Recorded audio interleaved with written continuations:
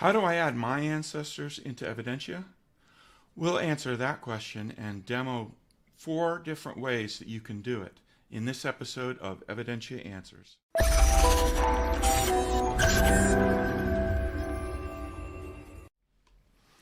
Hello all, my name is Ed Thompson and I am the designer of Evidentia. And on today's episode, what I want to look at is the most answered question, the most asked question in our in my help queue on a weekly basis is how do I, actually the number one question is, do you have a copy of my license key? But let's move on. So subjects, which can be ancestors, can be friends and family, whatever. Subjects are one of the 2 focuses of Evidentia. The main focus, of course, being sources. And you can't get very far in Evidentia without having some subjects in the database. But it's not as intuitive as I had hoped about how to add subjects into the program. So I'm going to show you 4 different ways that you can do it. And I'm going to start with the way that I usually do it. So let's go over to my screen here. And I'm going to pull up some data. There we go. And I'm going to look at some claims that have already been written. So I've come in here and I've added my source to Evidentia. I've written various claims.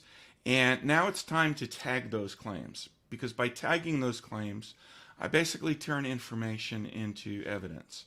And what I want to tag those claims with is the name of anyone that may be tied to this claim and the claim type that they're tied to. So I'm going to go over here and just click on this, and let me delete this one. Now at this point, the first thing I want to do is select a claim type, and at the top it says the claim that in 1790 the household of David Thompson included 1 male under 16, provides evidence for, and I'm going to say, and I'm just making this up, let's say the residence, and I want to add a new ancestor at this point. Forget the fact that this database is already populated.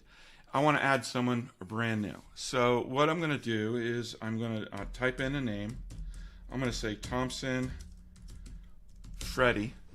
Now I did it last name first in this location for a reason, and that's so that Evidentia will list it that way in the database. But when we go back and look at Freddie's entry in the list manager screen, you'll see that it can be displayed both ways. Now this is where it's really important. Notice that it didn't automatically populate what I call a tag, a little colored box with Freddie's name. And the reason is because Freddie's not in the database yet. So I want to be real intentional here about not tabbing out, but specifically I want to hit enter. And now you see there is an entry for Freddie, and that means there's also an entry for Freddie in the database. Now, the reason I allow you to add it here is because this is one of the screens you'll spend most of your time on. And this is the first screen that invites you to enter a person. I'm going to actually skip adding the tag because it's not important here. And it tells me I have unsaved changes. I'm going to say, do I want to close without saving? Yes, I do. That won't undo the fact that we've added Freddie to the database. So if you follow our step-by-step guide, usually you start on the identify source screen, you enter source information and citation information, whether you use the detailed screen or the basic screen, and then you come in here and you catalog your claims, and then you tag your claim with the name of a subject and a claim type. So that's the normal flow, or at least as it's intended to be. So you don't have to have gone to the list manager screen to get things started, and that was by intent. Program pops open and immediately you can start using it. However, now we're going to look at the second way that you can enter in subjects. So you saw that on the tag screen, I can enter subjects dynamically, last name first and by hitting the enter key. All right, so the next thing, number 2 way to do it, I'm going to go to the list manager, and the first tab in the list manager is my subject tab. And from here I can, first let me verify that Freddie has indeed been added.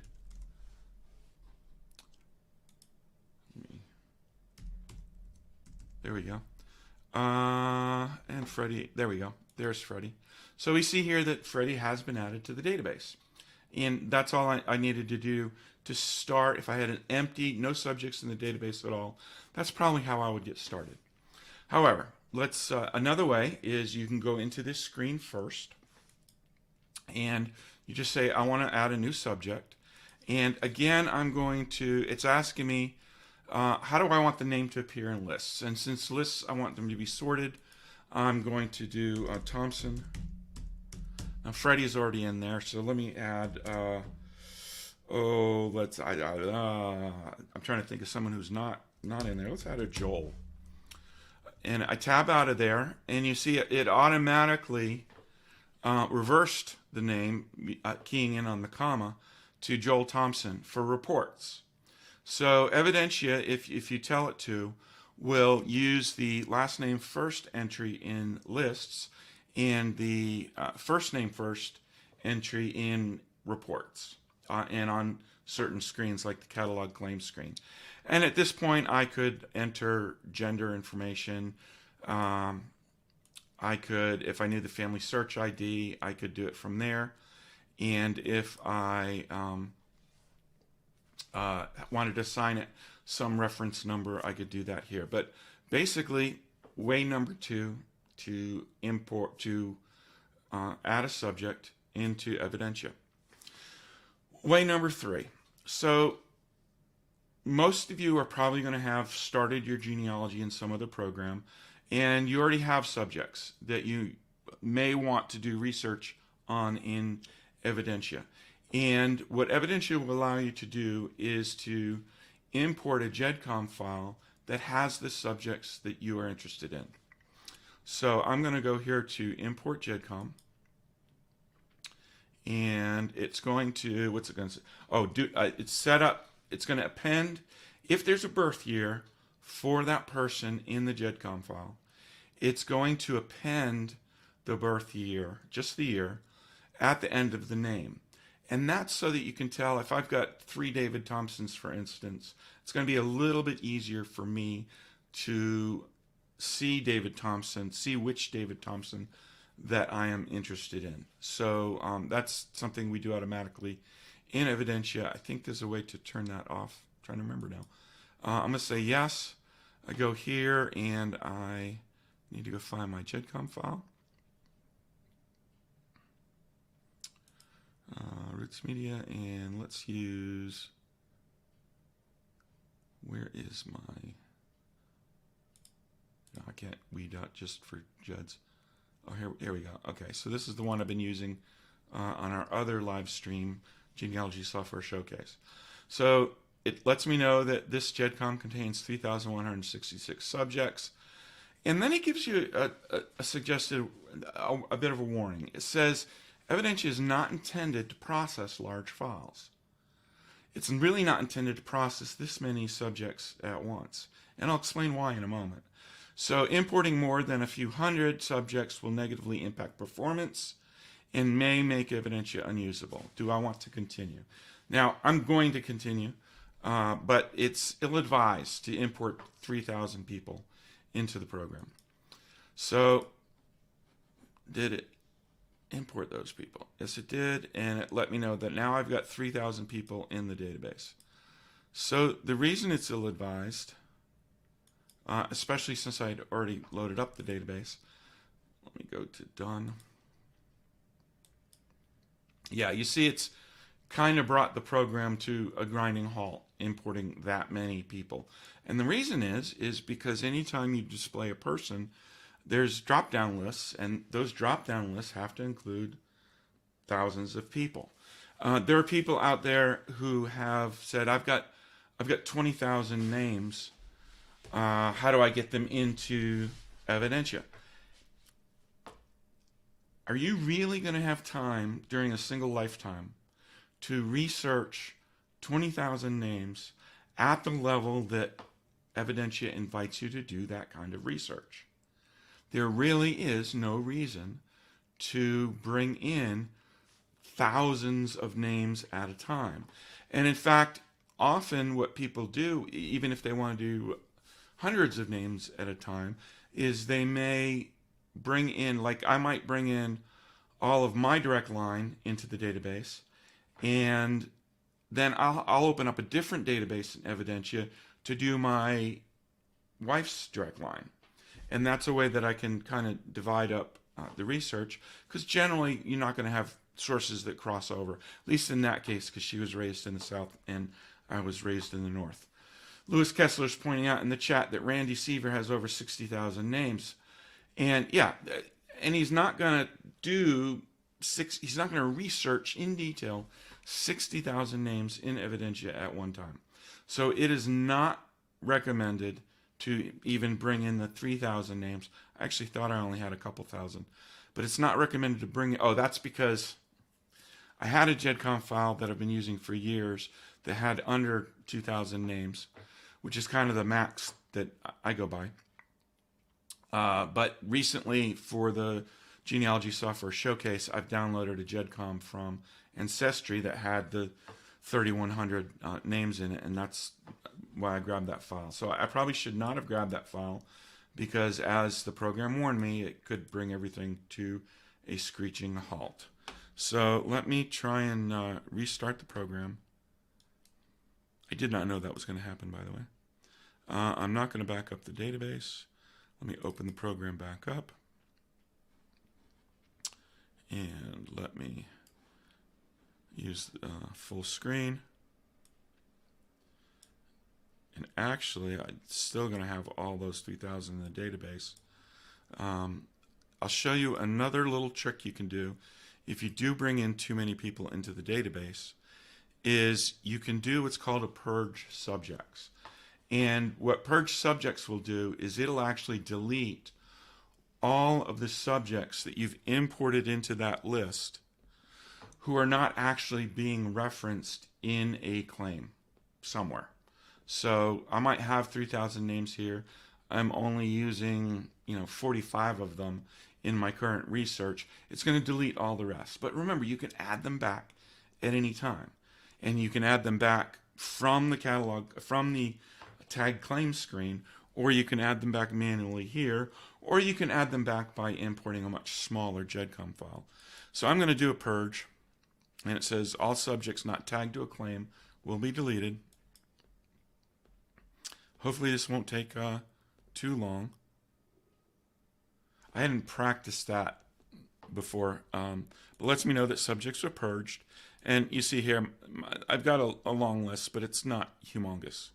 So these are all the names that I already have referenced. And as I stated before, if I need to add someone back in, I can do that manually, because what is a name is just a label to represent one of my ancestors. So that's way number 3, that you can add people, add your ancestors into Evidentia. Now the last way I want to show you is a little more obscure, and is actually it came from a question from a user that inspired me to actually do this demonstration on subjects, because subjects being, importing subjects being the number 2 question that I get from support. Number 1 question being is, can I get a copy of my license key? I'm going to go over to a feature that was added later, when it wasn't added in the first edition of Evidentia version 3, but it was added much later, I think in version 3.2, and it ended up being a very popular option, and that's the Cousin Research Tracker. And the intent of the Cousin Research Tracker was, people were doing all this DNA research, or they were getting hints from Ancestor or MyHeritage to say, hey, you might be related to this person, and here's the tree that we think supports that. And the idea being that you want to trace your relationship to that person through a most recent common ancestor. So Evidentia added the cousin tracker to allow you to do that. And just a quick demonstration here. So this was my attempt to prove that I was or was not related to Matt Damon. You may have heard of him. And you see here that, well, so I had added all these names. This is the path by which Ancestry thought I was related to Matt Damon, and I did some proofs to prove, and I don't remember exactly where it broke down, but to prove that I was not related to Matt Damon. Now it says here deleted, and the reason it says deleted on these names is because I just purged all the names that I wasn't using in claims. None of these names were being used in claims somewhere, so they got deleted. I could add them back if I wanted to, but that's the idea of the cousin tracker, was the relationship between myself and Matt Damon was through this tree back to a common ancestor, William Raymond, you see several generations back, and I wanted to prove whether that was true or false. So that's the purpose of the cousin tracker, but I digress. Let's do a new cousin tracker screen. And the first thing I want to add, most probably, is I want to add myself. So I'm in the database, so I should be anyway. Let's see. Where am I? Oh, there I am. Okay. And let's say I want to add Bob Hope. Just pick a name at random. Well, Bob Hope is not in my database. But similar to the catalog claims screen, I can add them to the database from here. Do Hope, comma, Bob. And you see, well, it doesn't do the little tags the way the other one did. But if I hit enter, you'll see in the bottom left-hand corner that Bob Hope has been added to my database. And if I go back to the list manager, well, let me add a most recent common ancestor. I'm just going to add Adabel. Let me save that because I want to come back here and show you something else in just a moment. But if I go back to list manager and look for Mr. Hope, am I not in that field? There we go. And you see that Bob Hope has been added to the database. Now, let me go back to the cousin tracker. Let me pick that relationship again. Here we go. And the idea being is that I would prove my relationship to the most recent common ancestor, Adabel, and would prove Bob Hope's relationship back to Adabel. There isn't one. And that would prove whether we were or were not related. But what I want to key in on here is that I can add people. To edit this, I have to go into edit mode, but I can add people from this screen directly into these subject fields. So that's way number 4. Why doesn't it look exactly like the screen that allowed you to add on the catalog claims screen with the little tags and everything else? A couple different reasons. One of them was a pop-up within a pop-up, which can be a little bit tricky to do. And 2, I didn't realize this feature was going to be as popular as it ended up being, and so I moved a little quickly on adding that in. But you'll notice here that when I display, let me go back again. When I display the people here, if I know their gender, then these people will show up as blue for males, pink for females. I believe I do a yellow if it's unknown versus a gray if there's nothing input. And one of the things you can do from this screen is you can you can single click on the name Bob Hope and you can choose a gender. So I'm going to populate him as male.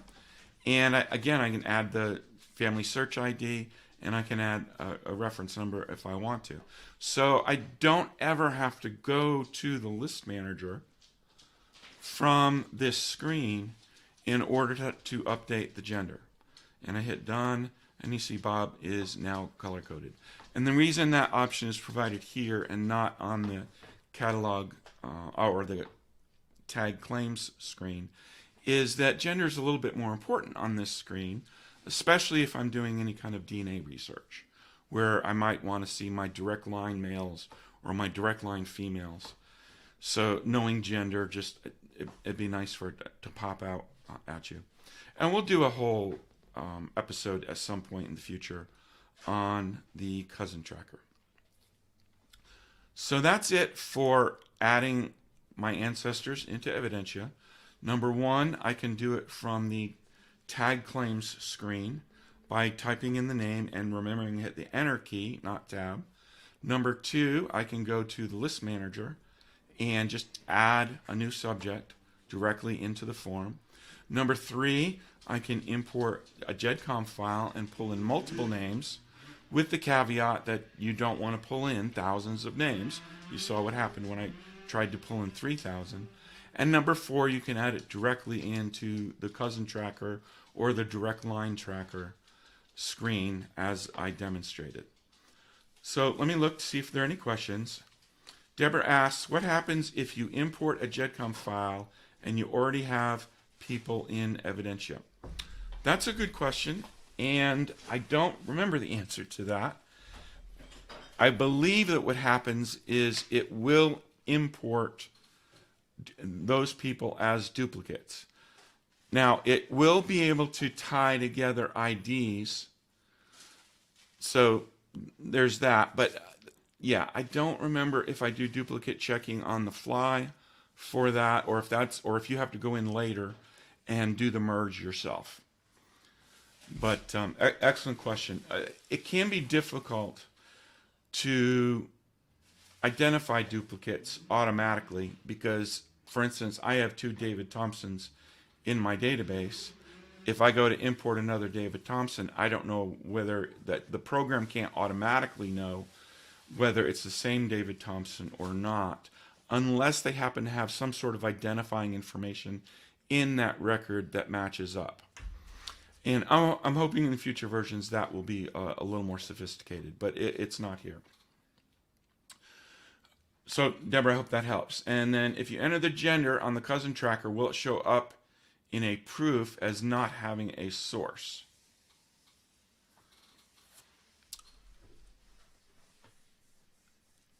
I'm not sure what proof you mean.